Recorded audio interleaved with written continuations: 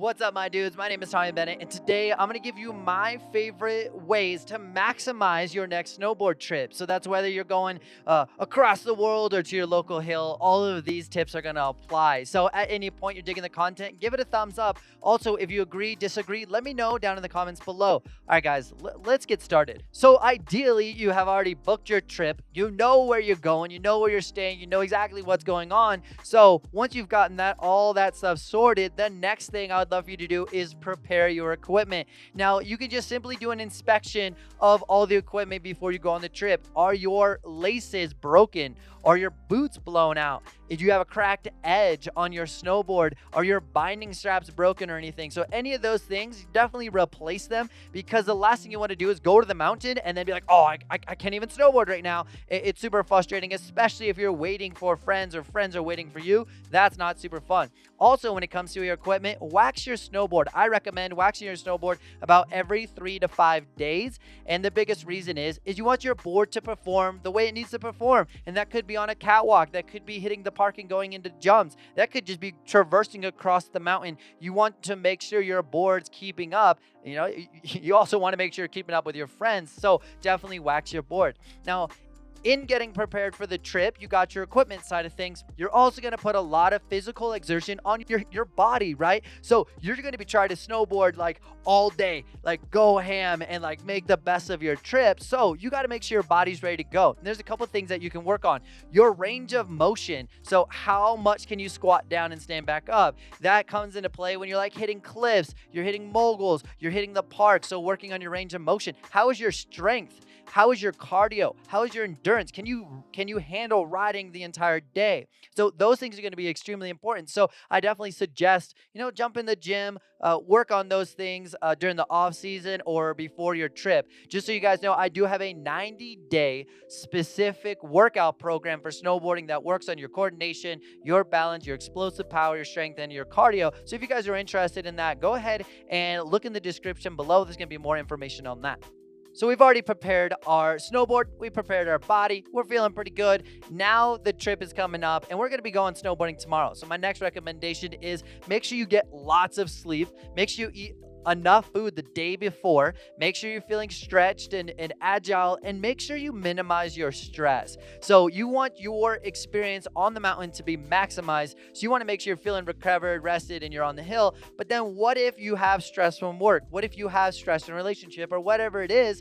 Then that may affect your time because you're not going to be able to live in the moment. So how do you, prepare all that stuff? If it's work related, how much work stuff can you do early so that when you leave, you're completely separated from work or whatever it is? So ideally minimizing the stress to maximize the day. I want you to be in the moment. I want you to be like, I'm at the top of a cliff, top of a jump, hanging out with your friends and just being in the moment and having a good time and not worrying about that other stuff. So many times I've gone snowboarding and my mind's somewhere else. And then at the end of the day, I was like, man, I'm kind of bummed because I didn't maximize my day. I feel like I was distracted. So try to minimize the stress as much as possible so you can live in the moment.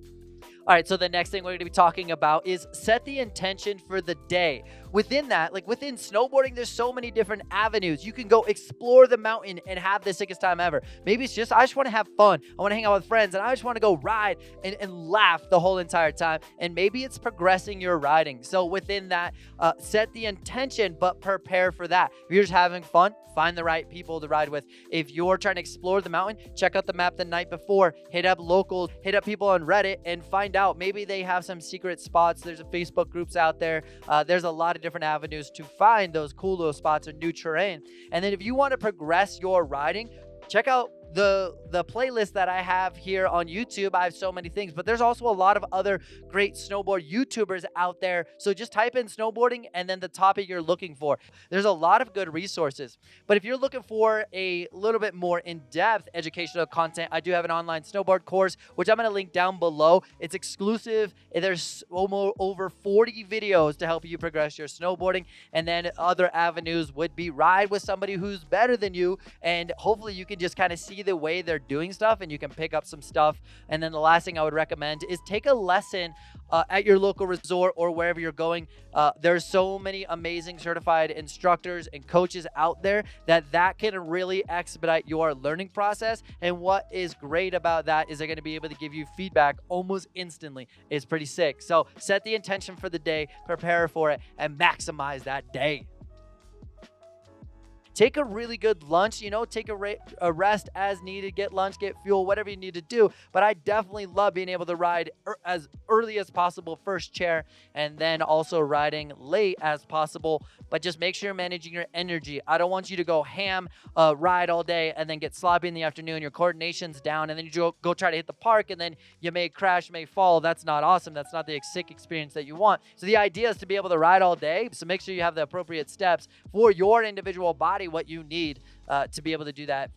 Let's say it's the end of the day of your first day. What I want you to do is go back and reminisce with the day. Really remember, what was the sickest part of that day? Was it the cliff drop? Was it making a perfect turn? Was it a frontside 180? Was it hanging out with friends? Whatever it is, it really does set the tone for the trip. And if it didn't go so hot, that's okay too, because you can look back on it and figure out, what the heck do I need to do? Do I need to go ride with some different people? Do I need to go try a different mountain? Do I need to explore a different place? Do I need to take a lesson? Whatever it is, reminisce on the positive or the negative and try to make that way more awesome. That's like one of my favorite things to do on a trip, is just like, okay, dude, like, when you're hanging out with friends and you just have like the sickest time, and you're like, dude, that cliff drop was insane. That feeling and that experience is like what I remember about the trips, not necessarily the chairlift ride, right? It's those emotional experiences. So look back on that, and like I said, if it was positive or negative, try to make it that much more awesome. The last thing we're going to talk about is bring a camera, bring your cell phone, bring a GoPro, whatever it is, and capture the moment. Being able to just look back on that trip and be like, oh, that was so sick. And then like 3 months from now, you can go watch it again and be like, I remember that day, that cliff drop was sick, or I got to hang out with my friends, whatever it is. Capture the moment so that you can relive that. That makes that trip, instead of just 1 week long, it kind of does last forever. In addition to that, if you're able to get some video, somebody is able to video you, or you can see yourself snowboard, then you can really improve your riding by analyzing, dude, I kept falling, but why? What was my body positions that were making me fall or making that trick harder than it needed to be? Being able to self-analyze those clips can improve your snowboarding a lot. And being able to compare, let's say I did a backside 360 and you did a backside 360, compare the body positions, and you can check out the Instagram and YouTube, but compare those body positions, and then that's going to also help you improve a lot too. All right, guys, so that is going to be it for today's video. If you found any value in that, definitely consider subscribing to the channel, because my whole goal is to make you more awesome at snowboarding. Also, I talked about a couple different products, such as my workout program and an online snowboard course. That is going to be linked down in the description below as well. So on that note, guys, we are going to see you next time. Thank you so much for hanging out, and I hope you guys are killing it and enjoying that next trip. All right, guys, see ya.